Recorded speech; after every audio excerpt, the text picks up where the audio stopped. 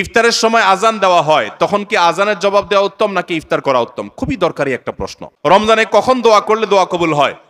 খুবই দরকারি একটা প্রশ্ন। কারণ আমরা যারা নিয়মিত মাগরিবের সময় আজানের জবাব অন্য সময় দেই, রমজানে আসলে আমাদেরও বেশিরভাগ লোকের এটা দেওয়ার সুযোগ হয় না।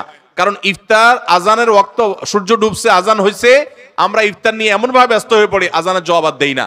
এখন প্রশ্ন হলো কোনটা আগে করবেন, কোনটা পরে করবেন? উত্তর হলো আগে আর পরের দরকার নেই, দুইটাই সমান্তরাল ভাবে করতে পারেন। বিসমিল্লাহ বলে আপনি আল্লাহু আকবার, যদি টাইম মতো আজান হয়ে গেল, আপনি ইফতার করলেন, ইফতার করে আপনি আল্লাহু আকবার আজানের জবাব দেন।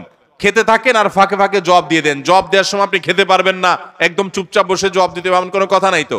খাওয়ার ফাঁকে ফাঁকে একটু ব্রেক দিয়ে দিয়ে আপনি আজানের জবাব দিয়ে দেন, তাহলে দুইটা একসাথে হয়ে যেতে পারে। আমরা অনেকে এটা করি না, এটা করা উচিত আমাদের। রমজানে দোয়া কখন কবুল হয়?